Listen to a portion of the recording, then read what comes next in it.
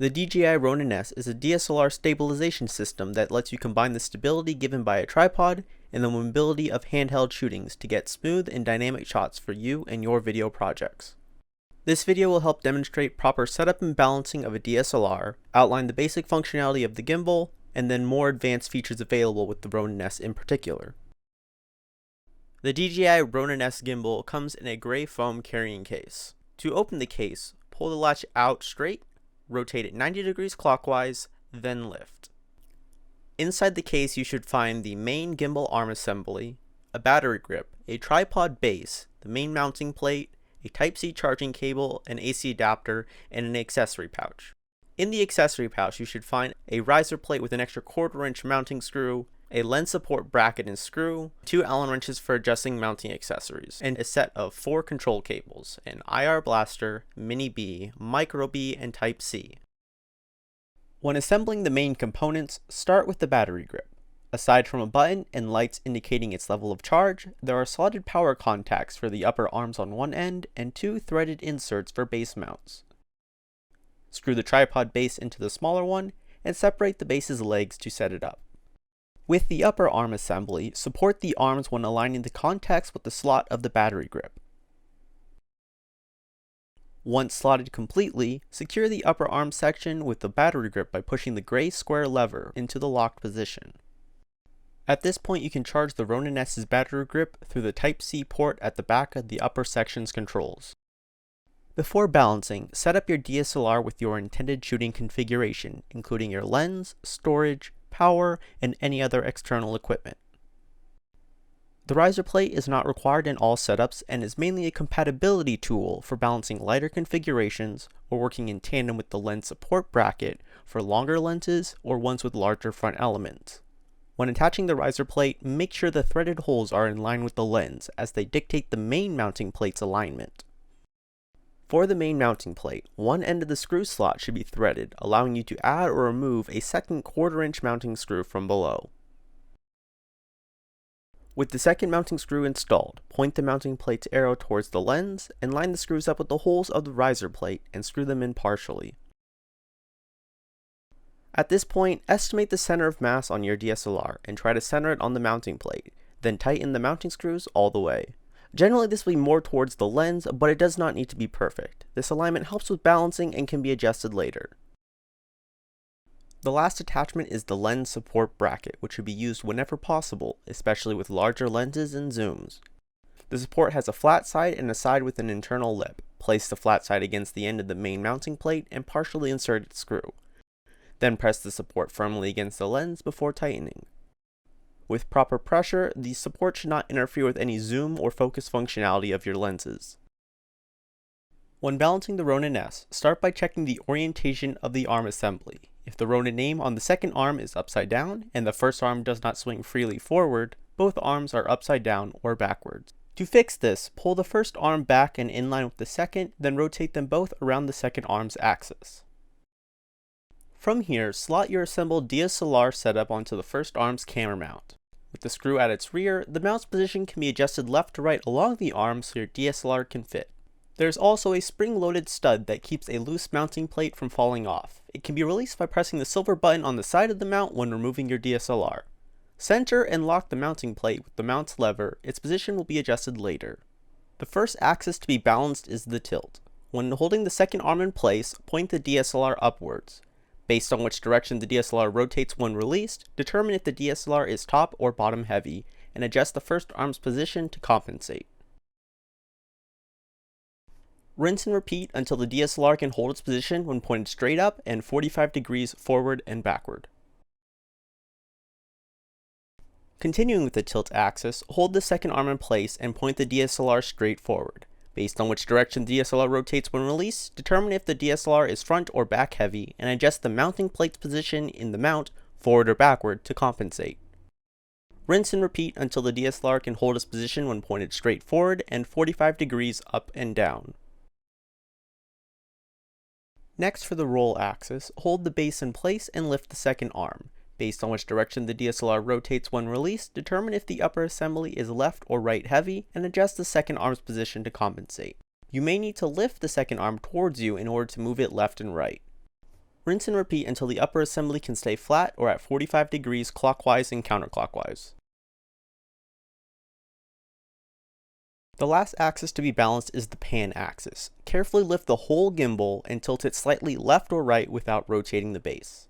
Based on which direction the upper assembly swings downward, determine if the upper assembly is front or back heavy and adjust its position forward or backward to compensate. Rinse and repeat until the upper assembly does not rotate when the whole gimbal is lifted and tilted to either side 45 degrees. The remainder of the video will be covering the functions and features of the Ronin S that are more broadly applicable. More comprehensive function descriptions and feature listings are available in the Ronin S's manual. The language used in it is not overly technical and it's pretty easy to follow. Of course, the checkout room, lab assistants, and the internet are always available for help and clarifications. Starting with the power button, press and hold to turn the gimbal on or off. Do not power on the Ronin if it has not been balanced, as it will try to reset its position and an unbalanced load will severely strain the motors. When powered, double tapping the power button will pause or unpause the motors, allowing you to move the arms manually without powering down. Double tapping again will resume the motor's functions. Next, the trigger. Holding the trigger will suspend the follow function until you release it. Double tapping resets the gimbal's position forward, while triple tapping will reset it facing backwards. The M button cycles through the active control profile indicated by the LEDs 1, 2, and 3. Holding the M button activates sports mode, increasing sensitivity and responsiveness of the follow motions until released. 6 taps resets the Bluetooth password to the default of 1, 2, 3, 4, 5, 6, 7, 8. The joystick is a joystick. It'll control 2 of the pan, tilt, or roll directions. For the default modes, 1 is a pan-tilt control, 2 is tilt-roll control, and 3 is a more aggressive pan-tilt control. The camera control button works almost exclusively with cameras connected via control cables and acts like a shutter release button. Half press for autofocus, full presses for toggling video recording, and holding to take a photo.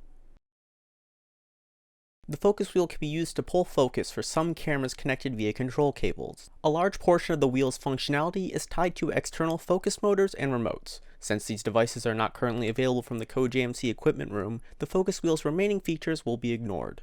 If you are using the focus wheel and want to move it to the other side of the gimbal, use the included Allen keys to remove it.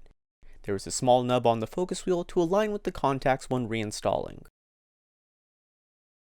Control cable compatibility mainly depends on the DSLR model. What functions are controlled is determined by the type of cable, while lens models mainly affect how focus pulling operates. From the checkout room or available through other kea.swetland courses, the Canon 5D Mark IV, 6D Mark II, Rebel T7i, and Sony a7R III have expanded functions available with the Ronin S and its cables. More comprehensive documentation for compatibility of bodies, lenses, and cables is available on the Ronin website for any other kits you personally may have access to. When using any of the control cables, plug them in before powering on the Ronin to prevent any shorts.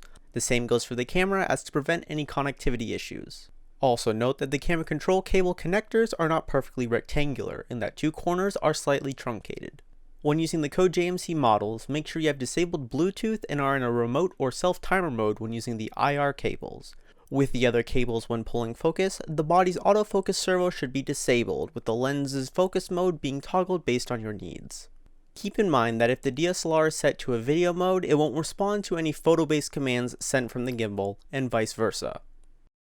Other advanced functions and customizations are tied to the Ronin app, with some also utilizing the camera control cables. To connect to the gimbal with the Ronin app, have Bluetooth enabled when opening the app and have the gimbal powered on.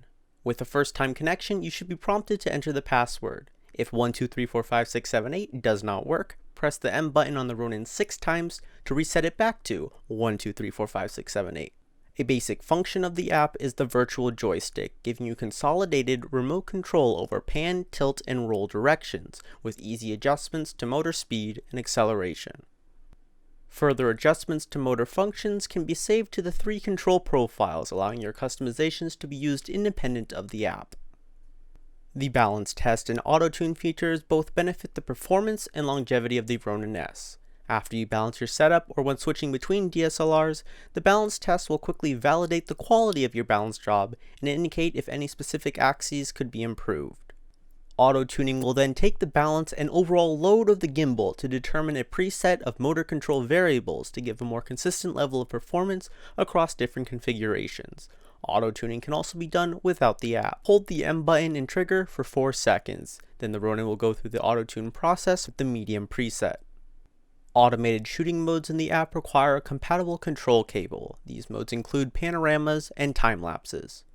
The panorama mode takes your sensor size, focal length, and desired overlap, then plots a series of gimbal orientations that would result in an array of photos that can be easily stitched together later for a large panoramic shot. In time-lapse mode, beyond acting as a basic intervalometer, the Ronin app can set motion waypoints that will be tracked across the duration, giving you a more dynamic time-lapse sequence. That wraps up this general setup and advanced function overview for the DJI Ronin S. You are encouraged to look over the actual Ronin S manual, as it is very straightforward. Just make sure you are looking at the most up-to-date versions, because if you just search for the Ronin S manual or camera compatibility list, older versions do pop up as DJI continues to validate more models and releases new features for the app and gimbal.